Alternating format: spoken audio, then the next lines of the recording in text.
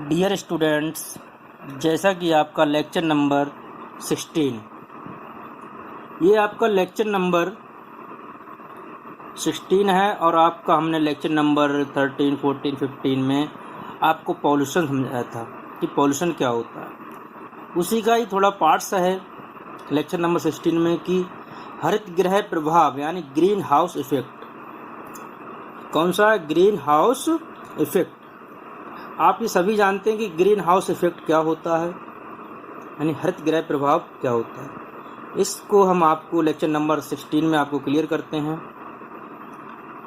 जैसा कि आप जानते हैं कि पृथ्वी पर गैसों की मात्रा बढ़ती जा रही है और बढ़ने के साथ साथ हमारा जो अर्थ है उसका जो टेम्परेचर है, यानी वायुमंडल में जो टेम्परेचर है उसका वो बढ़ता जा रहा है। इसी को हम सादा भाषा में ग्रीन हाउस इफेक्ट कह सकते हैं। इसमें आपको लिखा हुआ है जैसे कि सूर्य की ऊष्मा को ऊष्मारोधी गैसें अवशोषित कर लेती हैं।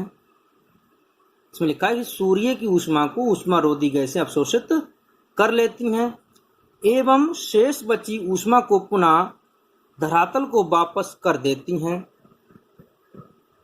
इस प्रक्रिया में वायुमंडल के निचले भाग में अतिरिक्त ऊष्मा एकत्रित हो जाती है। विगत कुछ वर्षों में इन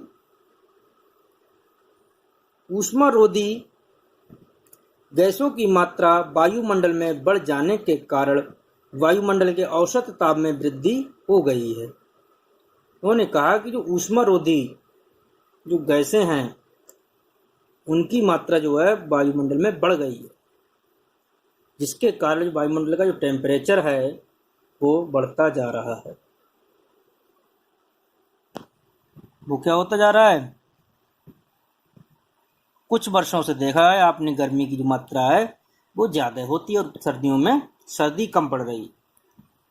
इसका मेन जो रीज़न है पेड़ों की कटाई, CO2 गैस का बढ़ जाना, कार्बन मोनोऑक्साइड का बढ़ जाना। तो कई जो गैसें हैं जिनके कारण जो ऑक्सीजन लेवल कम हो रहा है और CO2 लेवल हम कह सकते हैं बढ़ रहा है, जिससे कि जो वायुमंडल का टेम्परेचर यानी तापमान है वो बढ़ता जा रहा है। आपने देखा होगा कि अभी जो जून का जो मौसम है कितनी टेम्परेचर हाई रहता है। यही कारण है कि हमारा जो ग्रीन हाउस इफेक्ट है जिसका प्रभाव बढ़ता जा रहा है। तो इसमें आपको समझ में आया कि सूर्य की ऊष्मा को ऊष्मारोधी गैसें अवशोषित कर लेती हैं। जो सूर्य का जो प्रकाश होता है उसमें बहुत ज़्यादा हीट होती है, तो उसमें कुछ गैसें होती हैं वायुमंडल में, वो उसे एब्जॉर्ब कर लेती हैं और जो बाकी बची हुई उसे यानी कि ज़मीन पर भेज देती हैं। लेकिन कुछ ऊष्मारोधी गैसें बढ़ रही हैं, जो कुछ ऊष्मारोधी का मतलब है जो ऊष्मा को अवशोषित नहीं कर पाती, यानी ऊष्मा की मात्रा को बढ़ा रही हैं। ऊष्मारोधी गैसें ऊष्मा को बढ़ा रही हैं, यानी कि जो CO2 का कार्बन मोनोऑक्साइड है। तो इनके कारण जो है हमारा जो वायुमंडल का तापमान है, वायुमंडल का जो टेम्परेचर है वो एवरेज से ज़्यादा हो रहा है, इसलिए गर्मी की मात्रा ज़्यादा हो। इसमें कुछ दिया भी है जैसे कि हरित गृह गैसें, ग्रीन हाउस गैसेस। तो इसमें लिखा है जो मेन गैस है वो आपको दी हुई दिखा, जैसे CO2। तो इसमें कह रहे हैं कि वर्तमान वातावरणीय मात्रा 380 ppm है, पार्ट्स पर मिलियन। आयु 5 से 200 वर्ष है। ये ईंधन के दहन से, जंगलों के कटान व भूमि उपयोग के परिवर्तन से बढ़ता है। उचित सांद्रता के प्रकाश संश्लेषण की दर पर रंध्र बंद होने की दर बढ़ जाती है, तय और उर्वरक प्रभाव करता। ये CO2 जो है इसकी जो मात्रा है वो बढ़ती जा रही है। ये ईंधन के जलने से होती है और जो जंगलों की कटाई है उसकी कारण बढ़ रही है, क्योंकि जंगल जो होते हैं, जंगलों में पेड़ पौधे होते हैं। पेड़ पौधे क्या करते हैं, जो मात्रा CO2 की जो हमारे वायुमंडल में 0.03 पाई जाती है वो इसे एब्जॉर्ब कर लेते हैं और जो 21% ऑक्सीजन जो होती है वो यानी कि पेड़ पौधे उसे छोड़ते हैं। तो जो ऑक्सीजन का लेवल है पेड़ पौधों कटान से कम गया है और जो CO2 की मात्रा है वो बढ़ती जा रही है, इसीलिए जो CO2 लेवल बढ़ता जा रहा है और ऑक्सीजन लेवल घटता जा रहा है, जिससे कि ग्रीन हाउस इफेक्ट बढ़ता जा रहा है।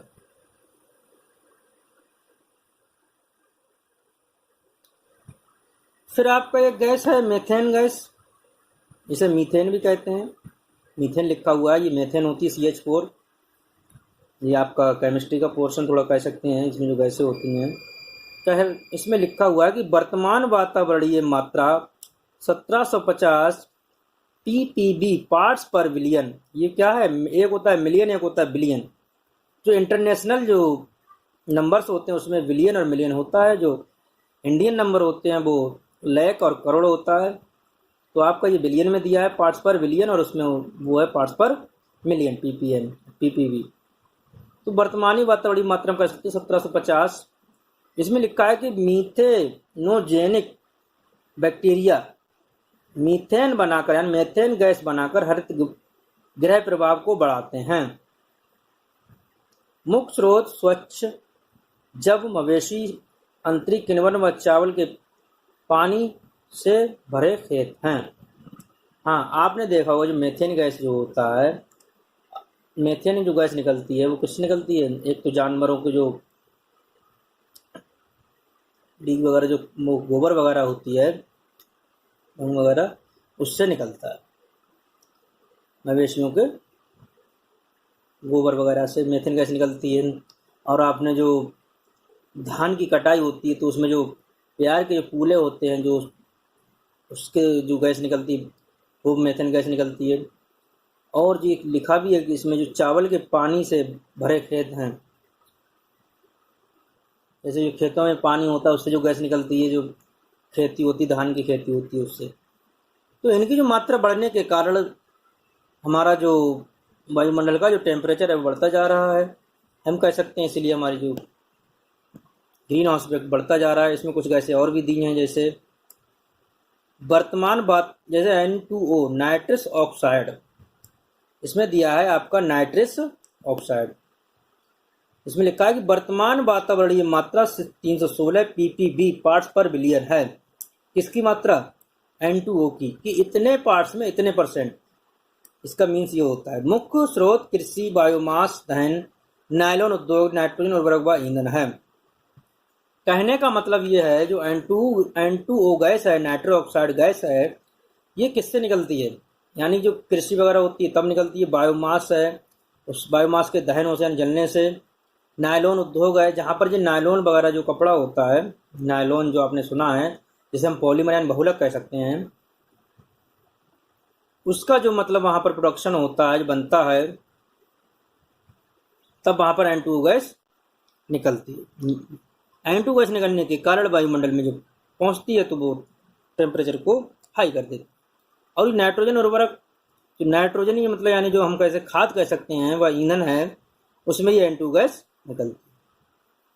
तो ये हरित गृह गैसें यानी कि ग्रीन हाउस इफेक्ट गैसें कह सकते हैं, CO2, N2O और मेथेन गैस। क्वेश्चन कभी कभी आता है कि हरित गृह गैसें कौन कौन सी हैं, तो कभी कभी उसमें दी भी है कि CO2, CH4 और N2O। तो हम इसमें ऑल ऑफ दीज लगा सकते हैं, ये CO2, N2O और CH4 दिया हो तब। कभी कभी पूछ लेता है कि क्या कारण है कि CO2 के कारण ग्रीन हाउस इफेक्ट बढ़ता जा रहा है। तो हम बता सकते हैं कि CO2 की मात्रा जो है वनों की कटाई और जो ईंधन के जलने से उसका जो CO2 का लेवल है वो बढ़ता जा रहा है। इसीलिए हम कह सकते हैं जिससे कि हमारा ग्रीन हाउस इफेक्ट का प्रभाव बढ़ता जा रहा है, यानी कि टेम्परेचर बढ़ता जा रहा है। इसमें आपको मैंने 3 गैसें क्लियर कराई, CO2, N2O और CH4। आपका एक और है थोड़ा क्लोरोफ्लोरोकार्बन यानी CFCS। आपने ये गैसों के नाम खूब सुने होंगे और आपने पढ़ा भी है, ये 8th क्लास में भी बच्चों को पढ़ाया जाता है, लेकिन आपको इसमें थोड़ा डीपली पढ़ाया गया है। जैसे कि आपको ये ppb क्या है, कि कितना % मेथेन है, जैसे 1750 ppb है, और 380 ppm है यानी CO2 की जो लेवल है, और जो N2O है वो 316 ppb है। तो मिलियन और बिलियन दिया हुआ है। फिर आपका CFCS, ये है आपका वर्तमान वातावरणीय मात्रा, यानी कि जो करंट में जो आपका एटमॉस्फेयर है उसमें जो इसका जो लेवल है वो चीज़ है, कितना प्रेजेंट है। तो हम कह सकते हैं क्लोरोफ्लोरोकार्बन यानी इसका जो है PPT, ये ट्रिलियन या सबसे बड़ा, मिलियन, बिलियन, ट्रिलियन, जैसे लाख, 10 लाख, करोड़, 10 करोड़ होता है, वैसे ही आपका ये है मिलियन, बिलियन, ट्रिलियन। तो हम कह सकते हैं जो वर्तमान वातावरणीय मात्रा है 282 282 पीपीटी पार्ट्स पर ट्रिलियन, इसका जीवन काल जो है 45 से 260 वर्ष है। मुख्य स्रोत वातानुकूलित मशीन, फ्रिज, औद्योगिक विलयन के वास्तविकरण व प्लास्टिक निर्माण है। आपने देखा होगा कि जो इलेक्ट्रॉनिक चीज़ें हैं जैसे कि फ्रिज है, वॉशिंग मशीन है, कूलर है, एसी है, इनका जो मात्रा, जो इनका जो क्वांटिटी है, जो मतलब वो घरों के अंदर बढ़ती जा रही है, जिससे कि जो फ्रिज वगैरह चलते हैं उनमें जो गैसें होती हैं जिससे कूलिंग होती है, तो वो हम कह सकते हैं क्लोरोफ्लोरोकार्बन है। ये जो गैसें होती हैं वो तो हानिकारक होती हैं, या जो फ्रिज से जो गैसें निकलती हैं जो हानिकारक होती हैं। तो इन गैसों से जो कौन सी गैसें, ये 4 गैसें मैंने बताई थी, CO2, मीथेन और N2O, CFCS। ये जो 4 गैसें हैं ये हमारे वातावरण में उपस्थित गैसों की मात्रा को बढ़ा रही हैं, और गैसों की मात्रा बढ़ने के कारण हमारा ग्रीन हाउस इफेक्ट प्रभावित हो रहा है, यानी टेम्परेचर जो है हमारा बढ़ता जा रहा है। ये जो गैस जो CFCS है, जो क्लोरोफ्लोरोकार्बन है, ये कई औषधीय प्लास्टिक, औद्योगिक विलयन के वाष्पीकरण जैसे कि इंडस्ट्रियल एरिया में जो सॉल्यूशन बनाए जाते हैं किसी मतलब यानी प्रोडक्शन बनाने के लिए, जैसे प्लास्टिक फॉर्मेशन है या किसी टॉयज वगैरह, खिलौने वगैरह बनाए जाते हैं, तो उससे ये क्लोरोफ्लोरोकार्बन गैस निकलती है। तो हम कह सकते हैं आपका ये क्लियर हुआ कि अगर ये आपका क्वेश्चन ऑब्जेक्टिव टाइप में आता है कि कौन सी ग्रीन हाउस गैसें हैं, तो उसमें से दे दे N2O और ऑक्सीजन और बेंजीन, न बेंजीन तो गैस नहीं कह सकते, ऑक्सीजन, N2O और फॉस्फीन, इनमें से ऑल ऑफ दीज, तो हम आपको N2O मतलब सिलेक्ट करना होगा। कौन सा करना होगा? N2। तो ये कभी कभी ऑब्जेक्टिव टाइप में बनाता है क्वेश्चन, कभी कभी ये 2 नंबर में क्वेश्चन आता है शॉर्ट नोट लिखने की, ग्रीन हाउस इफेक्ट क्या है समझाइए। कभी कभी ये कंपटीशन लेवल का क्वेश्चन भी होता है कि निम्न में कौन ग्रीन हाउस इफेक्ट गैसें हैं, तब भी हम कर सकते हैं बहुत ही आसानी से।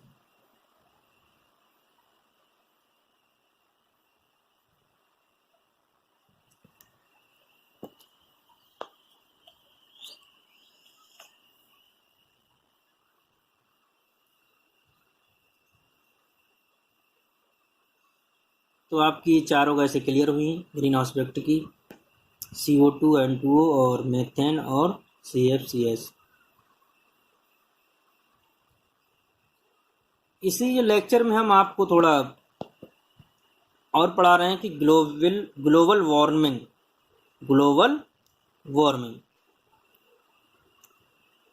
तो हाँ, थोड़ा हम अभी आपको जो ग्रीन हाउस इफेक्ट है इसका इफेक्ट क्या होता है वो पढ़ लेना, थोड़ा जो प्रभाव है इसका क्या असर पड़ेगा हमारा बॉडी पर या ह्यूमन पर या एनिमल्स पर।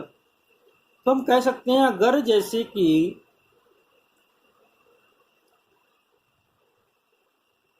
टेम्परेचर बढ़ता जा रहा है, इससे मतलब कई जानवर, टेम्परेचर बढ़ने के साथ साथ अगर टेम्परेचर बढ़ता है तो गर्मी जो ज़्यादा होती है, तो जिससे कि कई एनिमल जो जंगलों में पेड़ पौधे नहीं हैं, अगर टेम्परेचर बढ़ जाता है तो जानवरों की मृत्यु भी हो जाती है। क्यों? क्योंकि उनका जो लेवल होता है हर एनिमल से या जो ह्यूमन वगैरह, उसका जो कैपेसिटी होती है, जो है हीट मतलब जो एब्जॉर्व करने की, हम कह सकते हैं गर्मी को सहने की, वो एक निश्चित होती है। अगर मान के चलिए जैसे कि आपकी बॉडी है, वो आपकी जो हम कह सकते हैं कि जो हमारी बॉडी वो 50 टेम्परेचर तक मतलब यानी कि सहन कर सकती है। अगर आपकी इसी मतलब यानी स्किन पर अगर आपका 100 टेम्परेचर का आपका वाटर डाल दिया जाए तो आपकी जो स्किन है वो उसे सहन नहीं कर सकती। इसी टाइप से एनिमल्स जो हैं, छोटे छोटे एनिमल्स होते हैं या जानवर जो होते हैं या खेतों में पाए जाते हैं, तो वो ज़्यादा गर्मी के कारण मर जाते हैं। कभी कभी जानवर आपने देखा होगा, जैसे गर्मी ज़्यादा होती है और वो मतलब जैसे आपने देखा है तांगा वगैरह में जो जानवर जो यानी हॉर्स घोड़ा होता है वो लगा होता है और गर्मी ज़्यादा पड़ती है तो उसकी भी डेथ हो जाती है। जंगली जानवर जो मतलब है टेम्परेचर बढ़ने के साथ गर्मी बढ़ जाती है तो उन्हें जो खाने पीने की समस्याएं बढ़ जाती हैं, बरसात का जो पानी है वो सूखने लगता है गर्मियों के मौसम में, तो उन्हें पीने की समस्याएं होती हैं, तो पानी पीने के कारण भी कई मौतें होती हैं। तो हम कह सकते हैं इसका इफेक्ट हम अपनी लैंग्वेज में लिख सकते हैं कि ग्रीन हाउस इफेक्ट का जो इफेक्ट ह्यूमन बॉडी पर क्या पड़ता है, अगर क्वेश्चन आता है तो हम उसे लिख भी सकते हैं।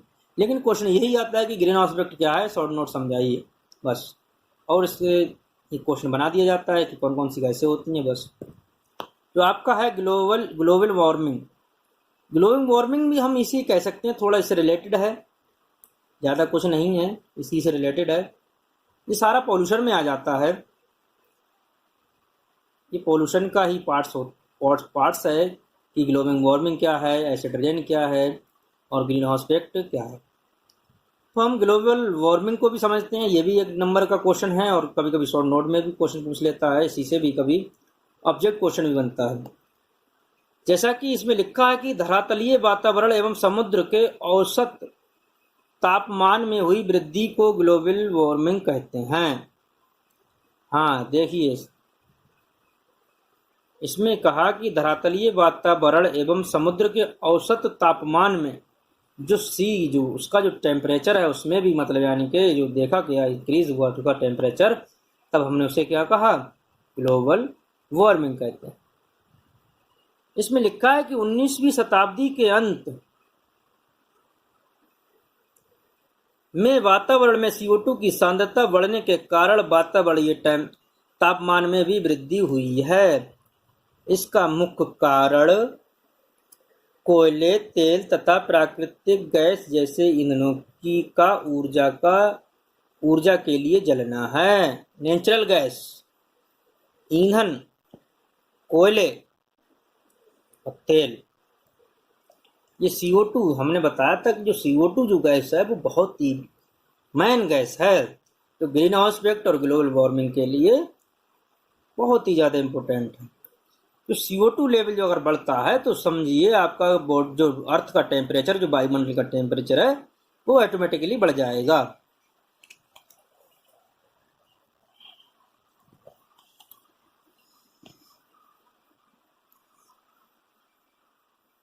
तो हम इसे अगर ग्लोबल वार्मिंग के बारे में लिखना हो तो हम यही कह सकते हैं कि जब CO2 की सांद्रता यानी कंसंट्रेशन यानी कि जो मात्रा है वो वायुमंडल में बढ़ जाती है, जिसके कारण देखा गया कि जो मतलब यानी कि जो अर्थ यानी पृथ्वी पर और जो समुद्र में जो औसत टेम्परेचर उसमें जो वृद्धि हुई है उसी को हम ग्लोबल वार्मिंग कहते हैं। क्वेश्चन का अगर इसी में थोड़ा मिला के लिख लेंगे कि इसका जो प्रभाव है, जो इसका ये कारण है कि जो कोयले वगैरह जलाए जाते हैं, तेल वगैरह है, ये जो प्राकृतिक गैस है जैसे उनके कारण, और जो कोयले, तेल और प्राकृतिक गैस जैसे ईंधन वगैरह जलाया जाता है तो उससे CO2 गैस निकलती है, और प्राकृतिक गैस जो मीथेन हम कह सकते हैं इसे, इसके कारण हमारा जो टेम्परेचर है वो बढ़ता जा रहा है। इसमें जो आपका जो सिलेबस में दिया है कि ग्लोबल वार्मिंग के प्रभाव, इफेक्ट ऑफ ग्लोबल वार्मिंग, तो दिया है कि धरती का तापमान पिछले 3 दशकों यानी कि 3 दशक यानी 30 में 0.6 डिग्री बढ़ गया है, जिससे संघनन की क्रियाएं प्रभावित होती हैं, कंडेंसेशन की क्रियाएं प्रभावित होती हैं। वैज्ञानिकों ने सुझाया कि तापमान में इस वृद्धि से वातावरण में परिवर्तन आ रहा है, जिससे मौसम बदल रहा है। उदाहरण ई नैनो प्रभाव, जिसे हम ई नैनो प्रभाव भी कहते हैं। तो क्वेश्चन आता है कि मतलब यानी कि जो मौसम बदल रहा है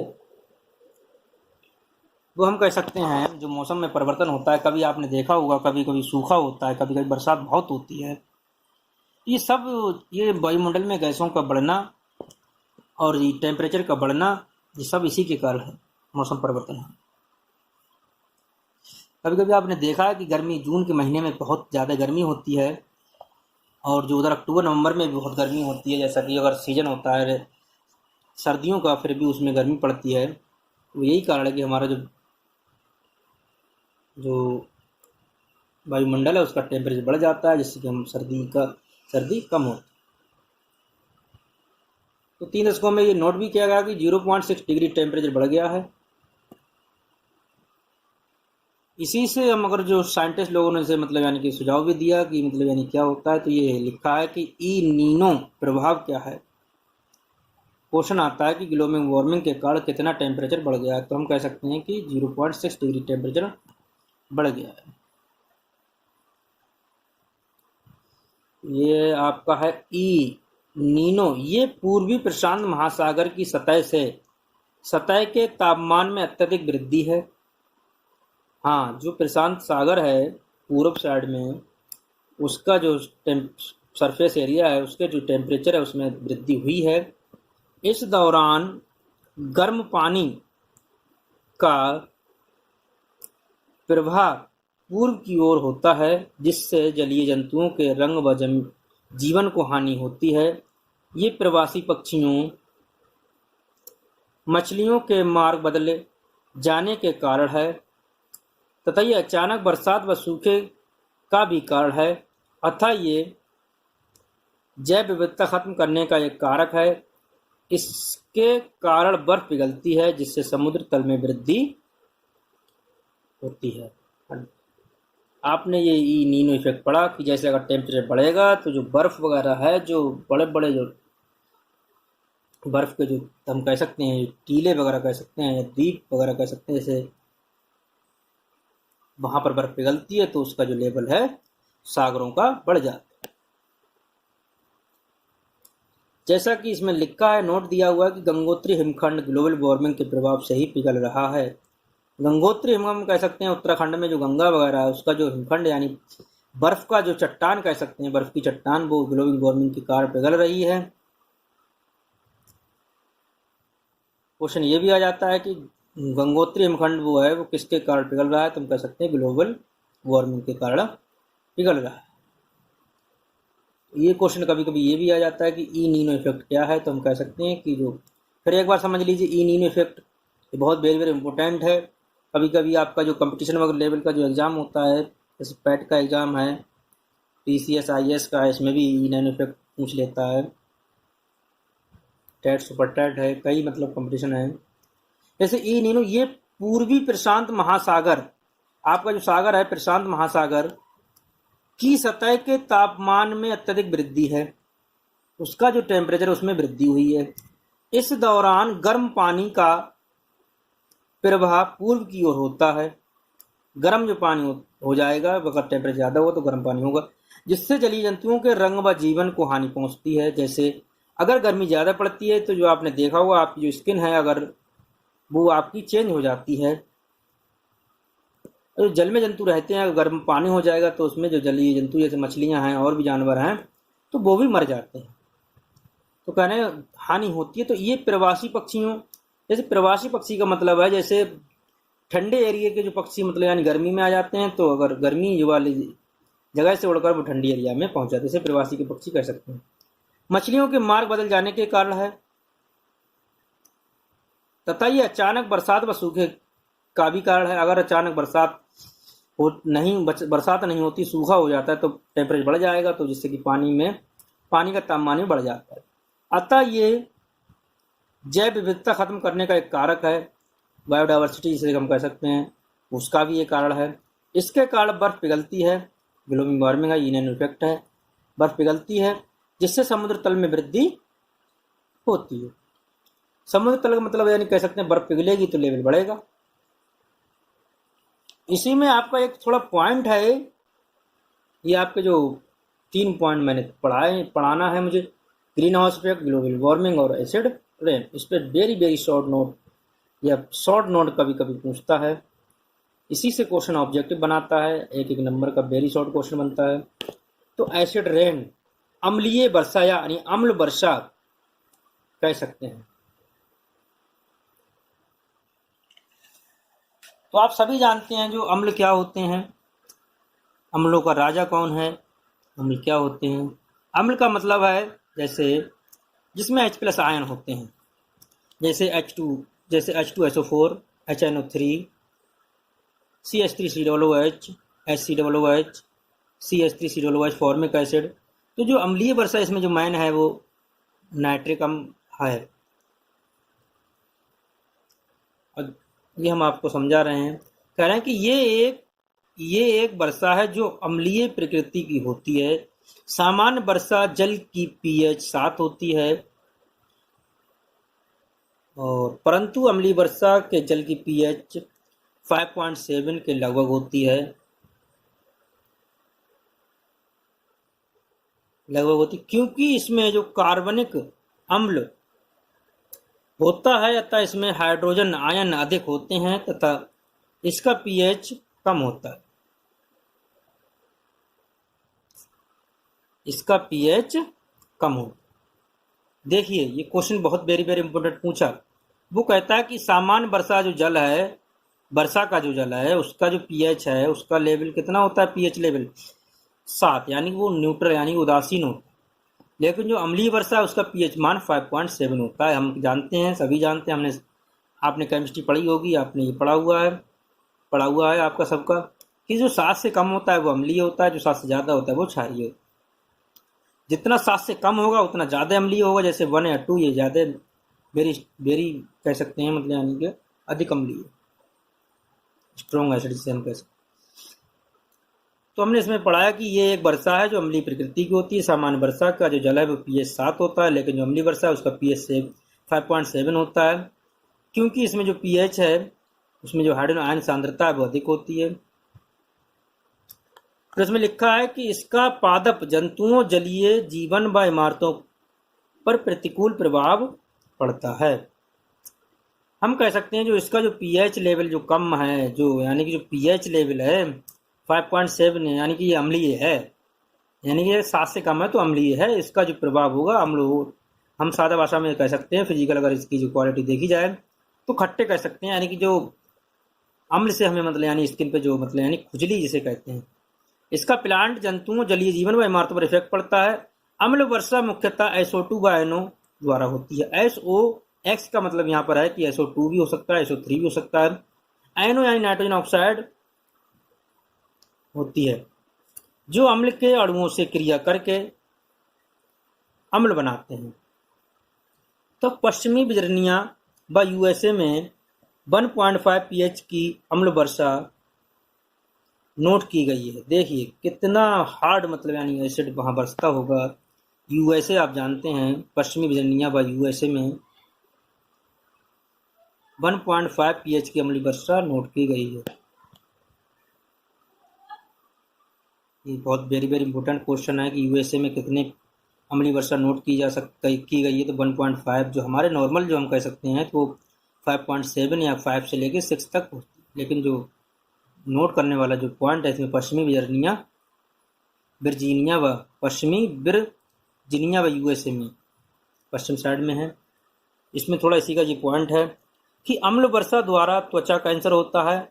आगरा शहर की हवा में SO2 व NO2 की मात्रा मथुरा रिफाइनरी व औद्योगिक कार्यों के कारण अधिक है, इससे अम्ल वर्षा होती है। जो ताजमहल के मार्बल के CaCO3 यानी संगमरमर कह सकते हैं, पत्थर कह सकते हैं, से क्रिया करके उसे खराब कर रही है।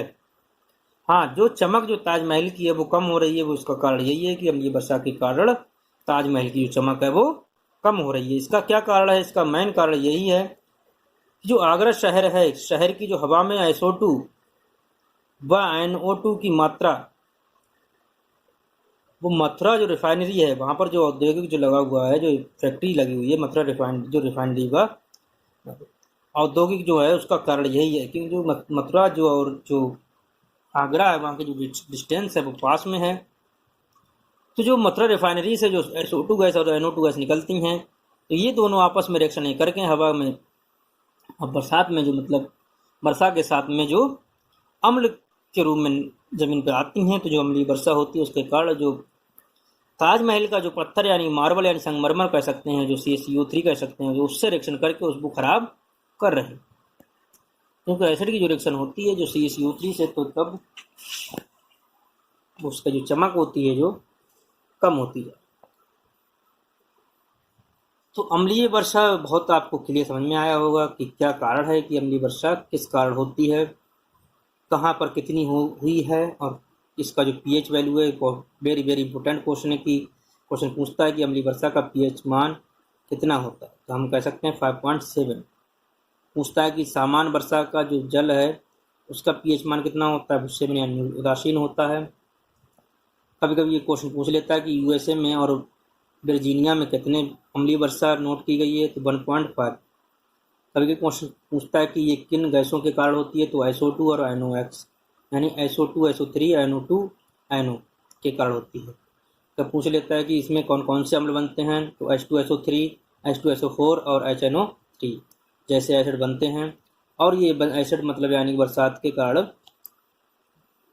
पृथ्वी पर आते हैं, जिससे के कारण मतलब यानी इससे जानवरों को और जो चमकदार जो पत्थर होता है यानी कि हम मार्बल कहते हैं, संगमरमर कह सकते हैं, उसमें भी इफेक्ट पड़ता है।